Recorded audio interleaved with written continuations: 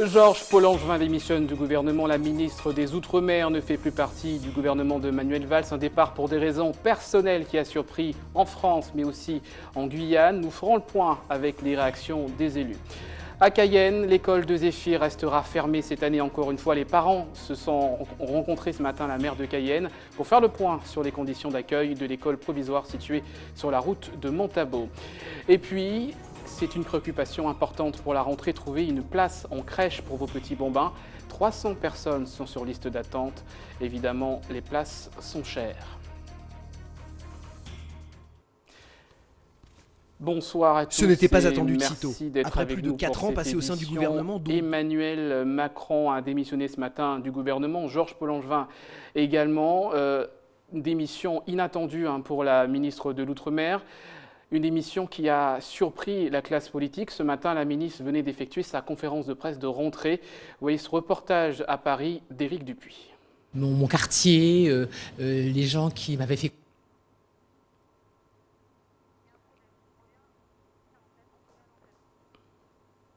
Voilà, on va revenir donc sur ce sujet. Vous l'avez vu qu'il y a quelques difficultés. Je vous disais, la ministre de l'Outre-mer, Georges Paul-Langevin, a démissionné ce matin pour des raisons personnelles. Une démission effectuée en même temps qu'Emmanuel Macron, le ministre de l'Économie, qui avait, lui, fait depuis plusieurs mois ses velléités donc, de départ du gouvernement. Voilà, je propose de regarder ce sujet réalisé à Paris par Éric Dupuis.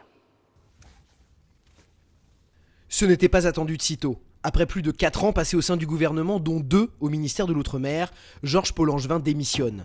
Pour des raisons personnelles, selon le communiqué officiel de l'Élysée. En réalité, ce sont bien des raisons professionnelles. J'avais, depuis quelques semaines, fait part au président et au Premier ministre de mon souhait de retrouver mes électeurs, mon quartier, les gens qui m'avaient fait confiance en 2012. Et on envisageait la manière et le moment opportun pour que je puisse les retrouver. Et là, ça a été accéléré parce qu'il y a eu la démission d'Emmanuel Macron qui a entraîné un mini remaniement. Pour remplacer la Guadeloupéenne de 68 ans, une Réunionnaise de 49 ans, son amie Erika Bareitz, qui a connu une promotion fulgurante, passant en tout juste 6 mois de députée de la majorité à secrétaire d'État, puis à ministre de la République. Je suis très fière. Parce que je suis aussi la première femme réunionnaise à être ministre de la République. Les conditions de sa nomination rapide à 8 mois de la fin du quinquennat ne semblent pas effrayer cette mère de famille. J'arrive toujours à des moments où les temps sont contraints, où les difficultés sont plus grandes, sur des sujets nouveaux, à écrire des nouvelles pages. Quand vous avez l'énergie, quand vous avez les déterminations, quand vous avez les convictions, et c'est ce que j'ai, on avance. Cette femme de terrain est la 3e locataire de la rue Oudinot depuis mai 2012, la 4e consécutive, originaire de l'Outre-mer. Première réaction de l'élu local dans ce journal, celle de la députée Chantal Berthelot, proche du Parti socialiste, qui salue ce soir le travail de Georges Paul-Langevin à la rue Oudinot. On l'écoute. C'est un poste qu'elle a hérité donc en 2014, qui n'était pas facile, parce que nous avons des situations outre-mer complexes, donc il lui fallait se battre, argumenter pour avoir raison. Donc saluer son travail aussi d'écoute.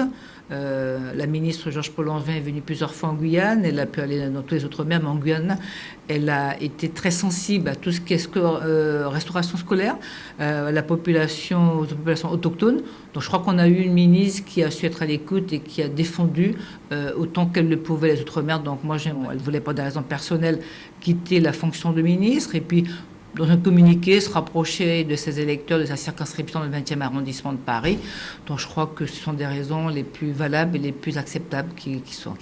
Vous savez, quand vous avez quelqu'un qui est originaire de l'outre-mer et qui a donné beaucoup de son temps, elle a sillonné beaucoup les outre-mer, bien sûr, parce qu'elle avait une sensibilité de femme, permettez-moi de le dire, d'outre-mer, de la connaissance des outre-mer.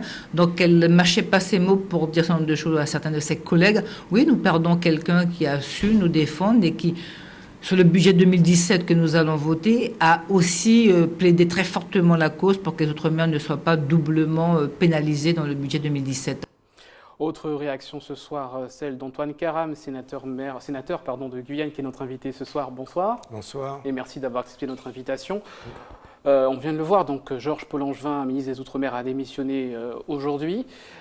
Pour des raisons personnelles, quelle est votre réaction? Je n'ai pas une réaction particulière lorsqu'il s'agit d'une raison personnelle. Moi, j'ai connu Georges Paul-Langevin bien avant qu'elle soit députée de la 21e circonscription de Paris, Paris 20e, et ministre, 2 fois ministre, puisque ministre de l'égalité des chances, de la réussite éducative plutôt, et ministre des Outre-mer. J'ai eu toujours quelqu'un en face de moi, consensuel, à l'écoute, déjà lorsqu'elle était déléguée générale à l'ANT, ensuite collaboratrice très proche du maire de Paris à l'époque, Bertrand Delanoë. Je regrette ce départ surprise, d'autant plus que la journée a été assez particulière. Tout le monde était focalisé sur la démission de M. Macron. Et puis on voit une bande-annonce qui nous a dit que Mme Paul-Langevin, pour des raisons personnelles, quitte le gouvernement. Alors, justement, concrètement, son bilan au ministère de l'Outre-mer à la rue Oudinot, est-ce que sur les dossiers guyanais, vous avez pu traiter avec elle de façon, constructive, notamment en tant que parlementaire, au niveau du budget pour l'Outre-mer, mais aussi sur des dossiers qui ont concerné la Guyane, l'hôpital, la sécurité? Est-ce que vous pensez que ça a été une ministre à l'écoute? Il y a 2 choses. D'abord, la relation établie avec Mme Paul-Langevin, je vous ai dit, quelqu'un à l'écoute, quelqu'un de consensuel. Mais vous savez, je vais plutôt m'intéresser au ministère de l'Outre-mer, ou des Outre-mer selon la période. J'ai côtoyé plus de 11 ministres au cours de mes différents mandats électifs, tant à la région Conseil général, ainsi qu'en tant que sénateur depuis 2014. Je ne suis pas sûr que le ministère de l'Outre-mer soit d'une grande utilité encore aujourd'hui, quand on observe qu'il y a les ministres des Outre-mer et ce ministère, il n'y a jamais eu de moyens très lourds. Ce ministère a toujours été une interface.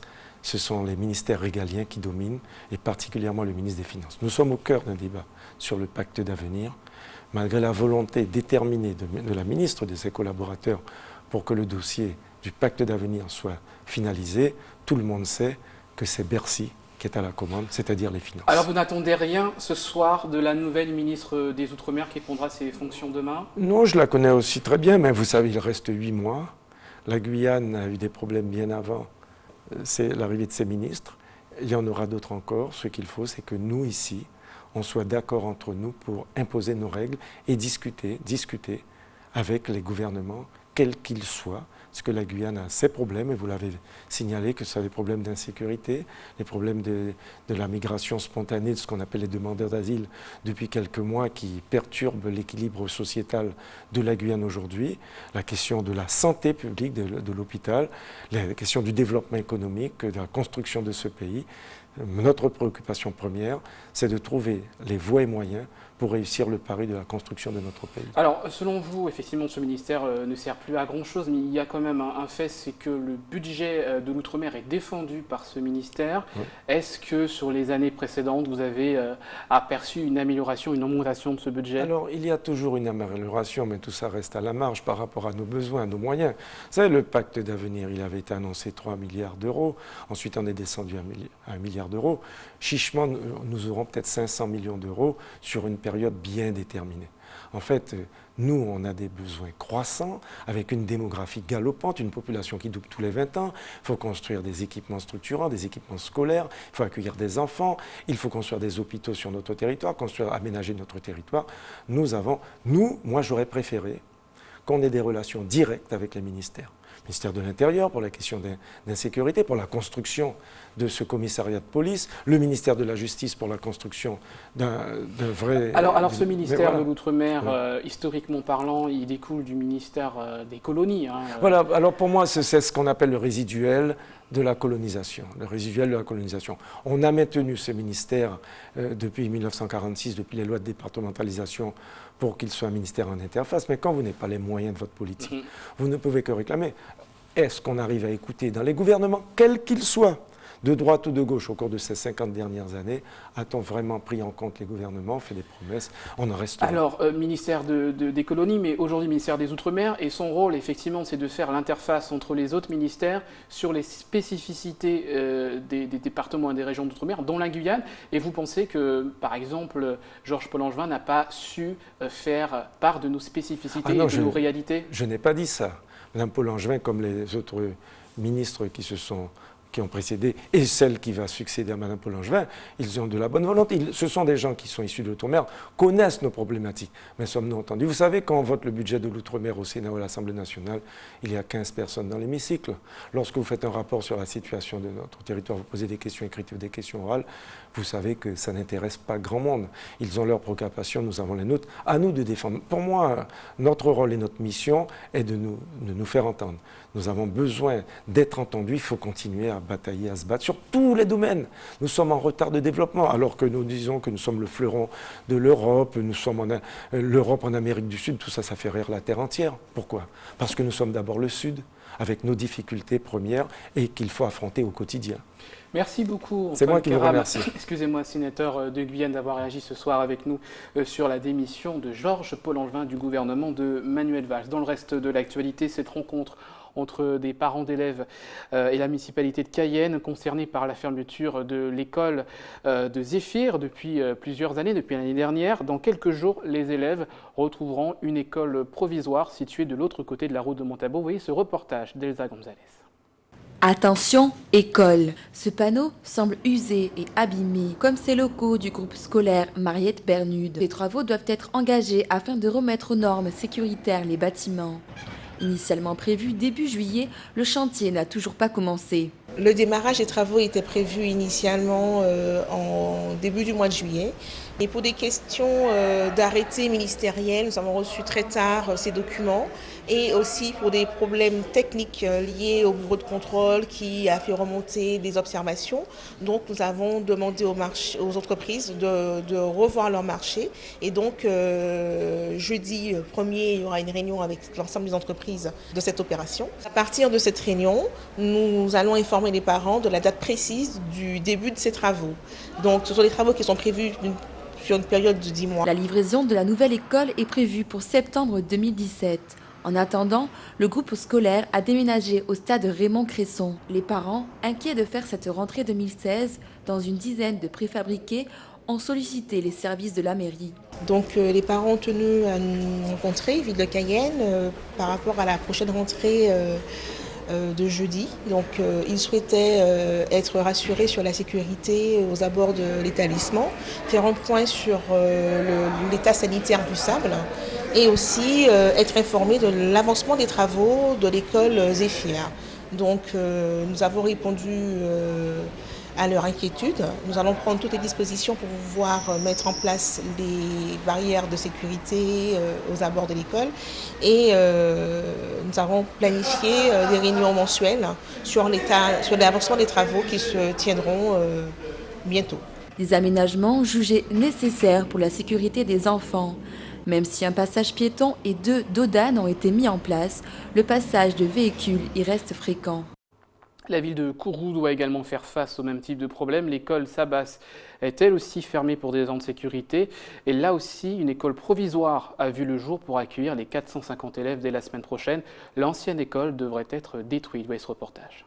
L'école Maximilien Sabat de Kourou vit ses dernières heures. Problème d'étanchéité, fondation fragile.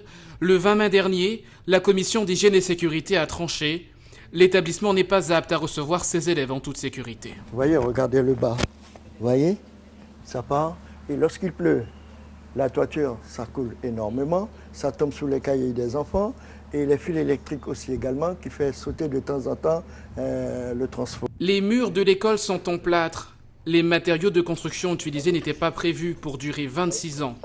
À la base, cet établissement devait être provisoire. Il aura fallu la mobilisation des parents et la détermination des élus pour se résoudre à fermer définitivement l'établissement. Le maire et son conseil municipal a décidé de fermer l'école avec la pression, je dis bien, des parents d'élèves. Et pour reloger les 450 élèves, enseignants, pour cette rentrée, le maire de Kourou a tablé sur du provisoire, juste en face, sur un terrain vague. Ces mobil-homes feront office de salle de classe et de réfectoire, complètement climatisés. Les derniers nettoyages et préparatifs, notamment en termes d'électricité, sont intégralement effectués par le personnel. 300 000 €, c'est le coût de cet établissement provisoire. Mais le plus grand challenge pour le maire était bien sûr de livrer cet établissement en un temps record. La population n'y croyait pas trop. Pour eux, c'était quasiment chose impossible à faire en l'espace de 2 mois. On le démontre, on a réussi notre pari, on a tenu les 2 mois. Aujourd'hui, donc l'ouverture se fait avec un avis favorable sur la commission de sécurité. Autre défi pour le maire de Kourou, détruire l'ancienne école provisoire. Les appels d'offres sont déjà lancés pour la construction de la future école Maximilien Sabas, ce qui permettra à la nouvelle école provisoire d'être démontée rapidement. Je vous le disais en titre, plus de 300 personnes sur liste d'attente pour une place en crèche. Comme chaque année, c'est un véritable stress pour les parents. La meilleure chose à faire, évidemment, c'est de s'y prendre très tôt. Voyez le reportage d'Ayoub de Légerma. 45 enfants âgés de 3 mois à 5 ans sont attendus cette année dans cette crèche associative de Rémire-Montjoly. Avec 200 parents sur liste d'attente, il faut s'y prendre bien à l'avance pour espérer avoir une place. Il est fortement, bien évidemment, conseillé aux familles, on regarde les listes d'attente qui nous incombent là, de s'inscrire dès qu'ils savent qu'ils attendent un enfant. Donc c'est vrai que ici, à l'Association des Chrysalides, les listes d'attente sont d'1 année. Donc, et ça, c'est un problème pour nous.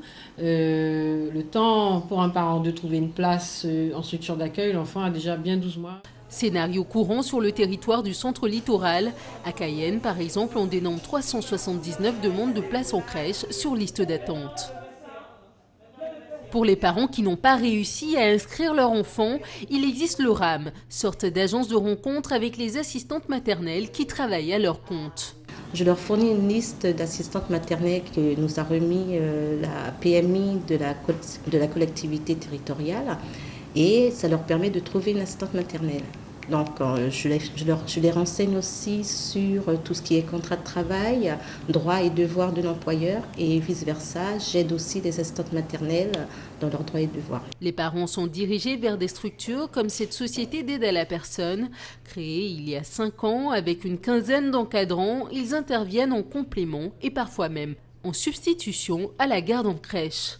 Nous, ce qu'on a voulu faire en créant notre société, c'était d'offrir aux parents une solution de garde souple, réactive et à la fois de confiance en offrant du personnel diplômé, qualifié, qui venait travailler au domicile des parents selon leurs besoins, selon leurs attentes, avec cette facilité de faire appel à nous 365 jours par an, 7 jours sur 7, 24 heures sur 24, ce qui permet à des familles qui travaillent aussi bien la nuit que le jour de pouvoir avoir quelqu'un de confiance à son domicile pour garder les enfants.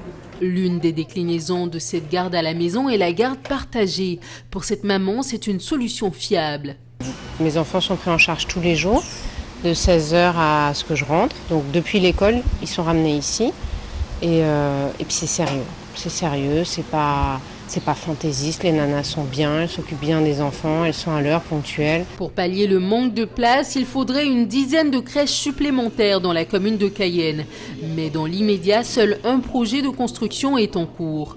Au mois d'octobre, nous allons poser la première pierre du multi-accueil qui se trouve sur la route de Baduel.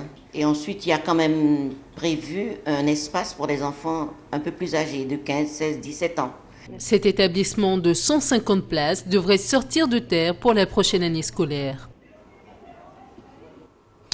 Cet acte de vandalisme en Martinique, les locaux d'une société d'excursion en mer ont été saccagés gratuitement et ce n'est pas la première fois que les propriétaires doivent faire face à ce type d'agression. Voilà le reportage d'ATV Martinique.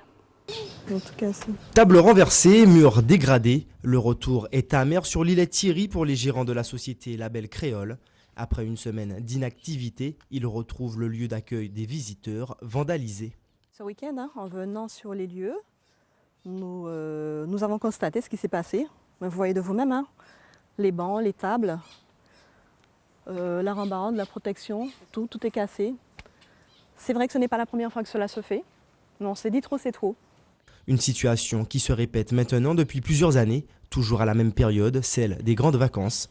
Si la déception est immense face à ce triste spectacle, Denise, à l'origine de la structure il y a 30 ans, refuse de céder à la haine. La seule chose qu'on a à dire, mais pourquoi? Parce que le cœur est gros. On arrête là. Et puis après, on s'apaise un peu, on reprend le souffle, et puis on dit, voilà, c'est la vie, on doit continuer, on doit se battre. Un coup dur pour la petite entreprise familiale, l'activité est actuellement à l'arrêt. Il faudra mettre la main à la poche pour relancer les excursions. Parce que après, ce sont encore des dépenses, des investissements à refaire avant de recommencer les travaux de rénovation. Puisqu'il faudra qu'on rénove toute cette partie, toute la structure, pour qu'elle soit plus en conformité, plus agréable. Et tout cela, et pour cela, nous sommes déjà en pourparlers avec l'ONF. La structure devrait bientôt recevoir une autorisation de la part de l'ONF pour rénover complètement le site. Une plainte a été déposée afin de retrouver le ou les auteurs de ces dégradations. Avant de se quitter, on revient sur les préoccupations de la rentrée avec ces conseils de nutritionnistes pour bien préparer le petit déjeuner. Elle nous explique ce qu'il faut manger pour les 4 repas de la journée. Également, vous voyez ce reportage d'ATV Martinique. Prendre un bon petit déjeuner peut contribuer à réussir la rentrée des classes. Il apporte de l'énergie et des nutriments pour rester concentré toute la matinée. Il faudrait un sucre lent, c'est-à-dire soit du pain complet ou de la baguette, ou alors des biscottes, ou alors des céréales en fonction de l'envie ou du plaisir de l'enfant. Ensuite, il faudrait une part de protéines le matin, sous forme soit de produits laitiers, donc c'est l'idéal pour les enfants parce qu'ils ont besoin de calcium et de protéines. Ensuite, dernier élément qui est vraiment pas des moindres, c'est la part vitaminée. Le fruit frais de préférence, et s'il n'y a pas de fruits, ce sera un verre de jus de fruits concentré. Lorsqu'on a pris un petit déjeuner équilibré, en général l'enfant il peut tenir tranquillement pendant 4 heures.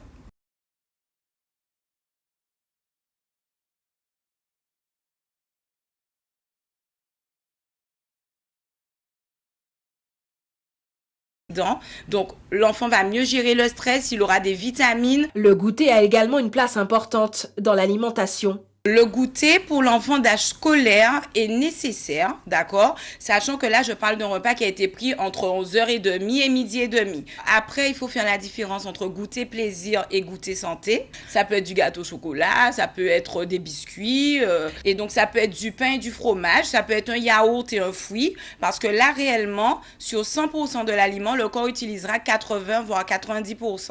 Alors qu'une viennoiserie, le corps utilise 10%. Le dîner, alors donc il y a des enfants qui n'ont pas très faim le soir, mais ce qu'il faut surtout privilégier au dîner, c'est le légume plus une protéine, parce que les protéines sont les constituants du muscle et l'enfant doit avoir un petit peu de sardine, un petit peu une omelette, quelque chose. Et pour les enfants qui ont faim, vous leur donnez une petite part de féculents, pas une grosse part parce qu'ils vont dormir et que le corps, en fait, il est au repos. Au final, bien manger, bien dormir et surtout la pratique régulière d'une activité physique sont les clés pour une rentrée pleine d'énergie. Voilà pour ces bons conseils pour bien démarrer cette rentrée. C'est ainsi qu'on referme cette édition. Je rappelle tout de suite l'information principale à retenir. La démission de Georges Paul-Langevin, la ministre des Outre-mer, ne fait plus partie du gouvernement. Un départ pour des raisons personnelles qui a surpris en France hexagonale comme en Guyane. Nous avons fait le point avec ces réactions d'élus. Antoine Keram, le sénateur de Guyane, était notre invité. Rencontre entre parents et mairie pour assurer à quelques jours de la rentrée à l'école du Zéphyr qui reste fermée. Une rentrée qui se fera cette année encore sur une école provisoire située de l'autre côté de la route de Montabaud. Et puis, une préoccupation importante pour la rentrée également, une place en crèche. 300 personnes sont sur liste d'attente. De nouveaux projets devront voir le jour pour essayer donc de tabler à ce manque de place. Dans quelques instants, l'information nationale et internationale avec BFM TV. Quant à nous, on se retrouve demain. Merci de votre fidélité.